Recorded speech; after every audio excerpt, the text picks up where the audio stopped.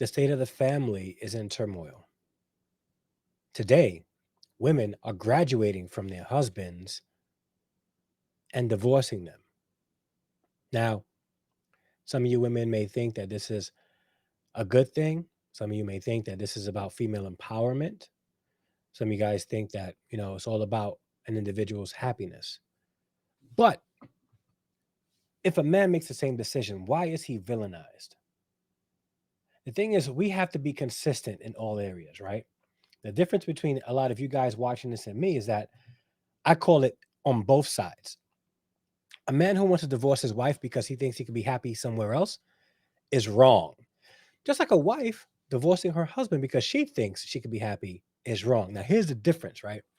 A lot of men don't care. I'm gonna be honest with you. Men don't care. Like men, they don't look at another man whose wife left him to be happy as like, okay, man, they'll say it like, yo, go do your thing, right? Now, I'm not saying that is right.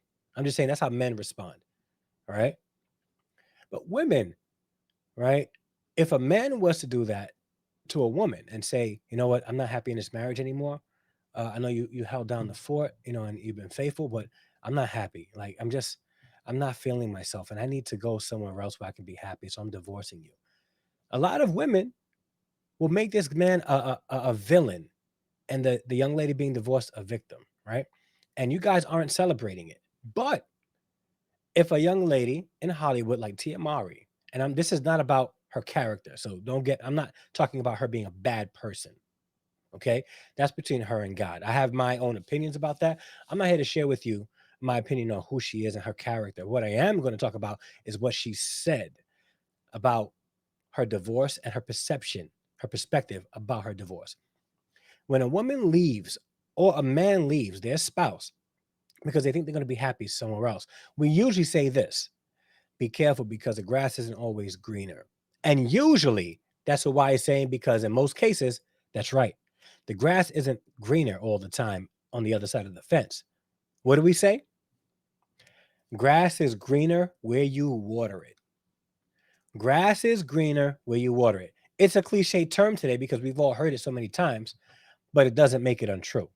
The grass is greener where you water it. So if you're not happy in your present situation, if you're not happy in your present marriage, you need to water your grass. Okay? If you're not happy, it's on you. If you're not happy in your marriage, that's a you problem, and you need to find a way to find happiness within that marriage because you made the choice. But now, today, people are using nice, sweet terms like, I graduated from my ex husband. I look at my divorce as a graduation and I'm on to the next phase of my life. We treat people and relationships like it's absolutely nothing. And as I was watching this interview with Tia Mowry, and hearing what she had to say, I'm like, yo, people try to be so deep with what they say and so profound that it sounds more, not calling her an idiot, but it sounds more idiotic because of the inconsistencies that exist in society. A man can never do this. A man will never be interviewed on this show saying, I divorced my wife because I want to be happy. I graduated from my ex wife and I'm on to better things now. And we're still friends. We're raising the kids together, but I graduated from my ex wife. He will never be on an interview like that at all. But if it's a woman doing it, it's all good and it's okay under the guise of female empowerment. And it's all a farce. It's all inconsistent. It's all lies from the pit of hell. I'm gonna be honest with you. All right. Let's take a look at what she had to say. I'm gonna start from the moment when they asked her the question. Listen carefully. Okay. But you and your husband, like a lot of couples, decided that it was better to be lived, your life's better lived apart than together. Yes. How did you that it was time? That's a really good to take question. that route? Now listen to what she says. I knew when I really started to focus on my happiness. Wait, I stop. feel like Let me- women, let we me tend pause to right there. focus on And I everybody know I'm else's gonna let it happiness, play. And some of you guys get making sure frustrated that everybody else when is I don't okay, let it meaning play. our children. Can you Yeah. pause. All right. She said she realized things needed to be changed when she started to focus on her happiness. What's crazy is she has two children. She has a husband. From my understanding, could be wrong, they live a decent and comfortable life. What more does she want to be happy? Like here's the thing. We tend to use that term, I'm looking for happiness. And we base it solely on how we feel without looking at what we actually have at the moment and being appreciative and content in what we have. Now, mind you, I'm not saying not to strive for better things. Better things is not the same as better people. You make a commitment to people, you make and form relationships with people. You don't look for better things. I have a mom and I love my mom. I'm not going out there looking for a better mom. I love my mom. Like, I got children. Right. Sometimes my children get on my nerves. Right. Sometimes my children don't make me happy. I'm not going to graduate from my children in order to find other children. That is a nonsense type of thought. But you're going to hear when she says this, and I just can't believe that people are like, the audience was like, oh my gosh, an audience full of women. I saw one man in the audience, there's a couple of, but like, let me continue. Meaning, our children, our friends, our family. But at the end of the day, it's about self-love. And when you start to really work on yourself, love yourself, know your value, and know your worth, and then all of a sudden there's this awakening. And it's not easy. It's a hard journey. But at the end of the day, I feel like it is so worth it. She's so strong. Right? That's what it is. It's a strong decision to make. What I think, first of all, you could hear the people saying yes, and here, people at home are sitting thinking, like, I feel this. Because marriage. Now, mind you, I have it sped up so that hopefully, they won't like copyright this or demonetize the video or demonetize my channel. Don't want that. Just hard, It takes a lot of work. and it also takes a lot.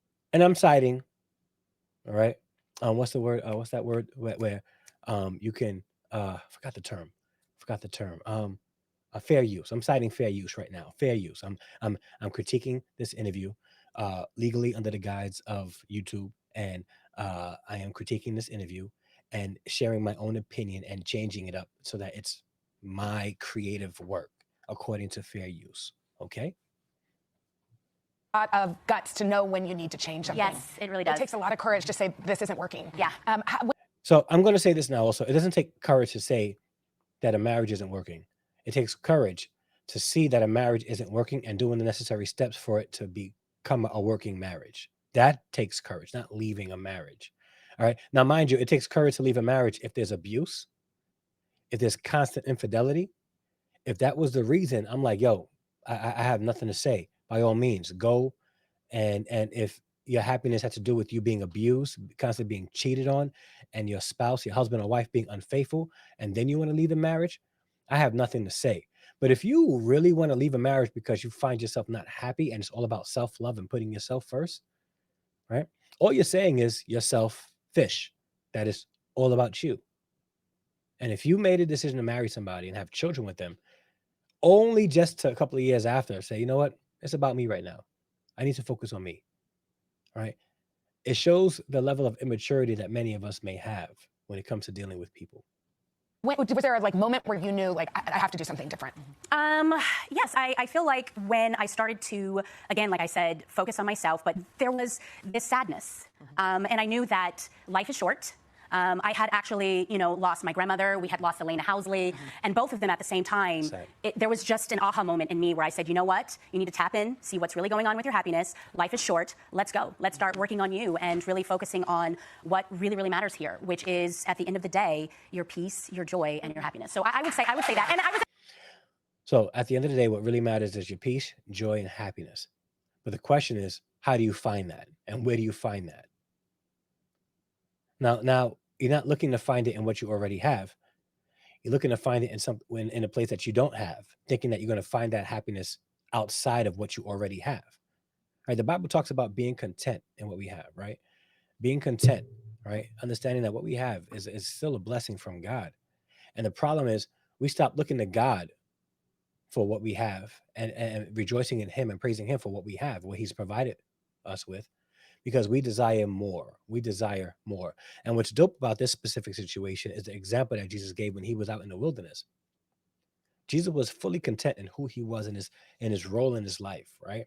And when the enemy came, the devil came to tempt him with all this extra stuff, he wasn't moved by that because he understood his purpose. He understood what it was all about. He was content in what he had to do, where he was presently at the moment.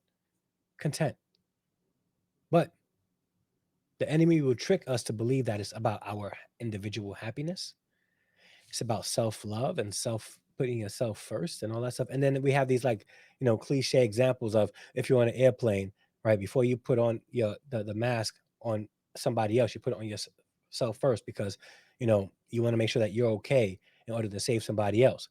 You're doing that first in order to save somebody else. And nobody's happy in the situation where they got to put on an air mask because a plane is about to go down. We got to be careful using that example. It's not the same thing. So when people say, well, it's all about self-love, right? You need to put the mask on yourself first. No, you put the mask on yourself first because of survival, not because of happiness. And there's a difference. There's a difference. In therapy as well. Yeah. I'm a huge fan of therapy. So it was all of that, together. And if this therapist told her that she needs to divorce her husband to search for happiness, that therapist needs to be fired. Yeah, I said it. That gave me that, aha moment. What were you the most afraid of stepping in? Because you're stepping in. Because some people, when you say, "Oh, my husband and I are going our separate ways," they go, "Oh no, oh that's sad." But you actually see this as a celebration. Listen, I really guys. do. I look at it as one of my friends. She sent this beautiful letter to me from a woman who got a divorce, and it's all about this perspective, in my opinion, and just changing the narrative. My marriage was a success. Yeah. I look at it as like a curriculum when you're in college or high school, right? You're learning, you're growing, you're evolving, you're creating, and I was able to create with Cory some beautiful, amazing children. And at the end of that curriculum, and at the end, there's a graduation, there's a celebration. So that's basically, how I'm looking at it now. And I feel like people look at, when they look at marriage, that success equals longevity. But no, at the end of the day, it's, are they happy? Are they thriving? Are they growing? Listen I feel to like what that she just said. And there's a graduation, there's a celebration. So that's basically, how I'm looking at it now. And I feel like people look at, when they look at marriage, that success equals longevity. But no, at the end of the day, it's, are they happy? Are they thriving? Are they growing? And I feel like that is what is most important. It's not about staying in something because however long you are in that situation, that equals success. It's about really, again, are you happy? Because life is really short. Yeah. like a blank. I mean, And you then the audience, are... like, there's a couple guys there. Resilience Yep. and strength is really beautiful. All right, And I I'm know gonna that end one of this the here. things you love... And listen to what she said. She said that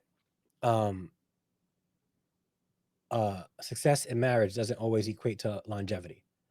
Makes a little bit of sense, right? Sounds all good, right? But a successful marriage lasts the test of time. Test of time when things get hard, when you're not happy. A successful marriage lasts. You say it's all about happiness. I agree. Happiness is a major part of marriage, but you make yourself happy. If my grass, I'm gonna use the example of the house. If my grass is brown and I'm not happy with the grass being brown, I'm not gonna go look for a realtor and say, please sell the house. The grass is brown. I want to go find another house, right, where it has green, lush grass. So you sell the house, you go to the house, right, and it has green, lush grass, and you're living in it, and you're walking when you first buy the house, and you're walking in the nice, plush grass with your feet off and getting one with the earth and all that stuff, right? Only a couple of months later, you start seeing that your grass is turning brown again. And you're like, why is my grass turning brown? This doesn't make me happy anymore. Hey, realtor, yeah, I'm going to sell this house too. The grass is not green. I need to find another property with greener grass because it's not happening. She's going to be like, well, when I sold you the house, the grass is green. It's not green anymore. So you're going to have to sell this house and I need to go find another house. Realtor ain't going to be mad at that because she gets commission or he gets commission anyway. But you are looking to find other places, which tells me that you don't want to do the work to make your grass green. You don't want to work to make your marriage happy. And she said that she graduated from her marriage. What is this? That's not a logical connection, a correlation to make marriage and a graduation. Graduation entails that you succeeded at something and you completed something, right? All right. That means that you have, and here's the thing with graduation. When you graduate, you keep these. These are yours. These are yours. These aren't children. Don't think that because you got married and divorced, right? You graduated and your degrees are the children you inherited or created in that marriage. That's nonsense. You put in the work to have a happy marriage. That's how it works in real life in any situation. And in America, in Hollywood, we tend to think that we can create our own happiness. We can manifest things for it to come to being, come into fruition. No, you do the work so that you can have the results that you want. If you want a happy, prosperous marriage, you do the work. I'm inclined to believe that Tia Mowry didn't want to have a happy marriage. She wanted to have a happy self. She thinks that her marriage was successful It wasn't. No matter how she tries to frame it, no matter how pretty the words she uses and the example she uses to try to reframe a divorce is never a good thing. It's not. There's not one society that I think of that says, hey, you got a divorce. Great job, man. Great job. Marriage is for the pits anyway. No, it doesn't happen anywhere on this planet. Nowhere on this planet. But we're here in America, here in Western civilization, here with this modern thought process, modern feminism and modern masculinity. It's all about what we want and what we can get out of the situation, not what we can give to it. So because she may be feeling, and again, I'm just speculating here, Cory is not doing it for her anymore. All right. He's not stimulating her the way he once did. I'm going to find stimulation somewhere else. Again, let a man say that. He will never be on an interview like this, having the audience clap for him. What would happen is you would hear the audience go, ooh, and then the hosts, the interviewers, ream into him with berating questions, showing how wrong he was. And I would agree with that. I would have their back. But if a woman does it, it's female empowerment. And I think that we have come to a place in this current society where media is promoting the celebration of broken families. And now we have no clue what to expect from our marriages because many of us, not all of us, but many of us grew up in single parent homes. And the only marriages we do see are the ones we see in Hollywood. And those are being broken apart. And when they're being broken apart, they're being celebrated on TV outlets such as this one. And I'm not coming against a TV outlet. I'm just saying that's the current scope of where we are today. So what do we do with this information? What do we do? My encouragement to you, young people who are looking to get married, is to make sure that you vet properly. Make sure you marry somebody that's looking to leave a legacy. And if you are dating somebody who thinks that what Tia Mowry did was a good thing, you need to get out of that relationship right now. Because if she does it to you, you're going to be upset. Okay. And if you're a young lady in a relationship with a man who you know is not going to be faithful to you, don't bother staying in that relationship. Leave now, and find somebody that would be faithful to you and your family, looking to build a legacy. The problem today is people are so individually focused and so selfish with their thinking that they don't understand how their selfish actions can affect the people that they love around them, i.e., their husbands, wives, children, families. There's going to be a mourning process, and she's going to see that she's going to think that the grass is greener right now. In a couple of years, she's going to realize, I don't know if I made the right choice. And I know that from experience, even though like I'm in a way better place right now, way better place. And even though I did everything I could, it was unavoidable for me. And I think that when I went through my situation, it was hard. It was hard because I believe in marriage. I believe in legacy. I believe in doing the work to make sure a relationship works, that a marriage is actually successful, that you don't graduate from a marriage, but you got to put in the work. And in this situation, Sister Tia Mowry wasn't looking to put in the work because she wanted to find happiness within herself and practice self-love. Don't accept that ideology of life. Your happiness is important. But if you cannot be content in what you have right now, no matter what you get, you will never, ever, ever be happy. Like, subscribe, hit the bell notification. And if you would like to support the channel, go to patreon.com/Harrison Family Values, or hit the join button down below. And if you would like to support the channel, we have some merch down below that you can purchase. And if you like this video, even if you don't like this video, consider sending me a thanks. Click the thanks button and send a donation to the channel, which will allow more content like this to keep going here on Harrison Family Values. Thank you guys so much for watching. Until the next upload, a live stream, I'm out. Peace.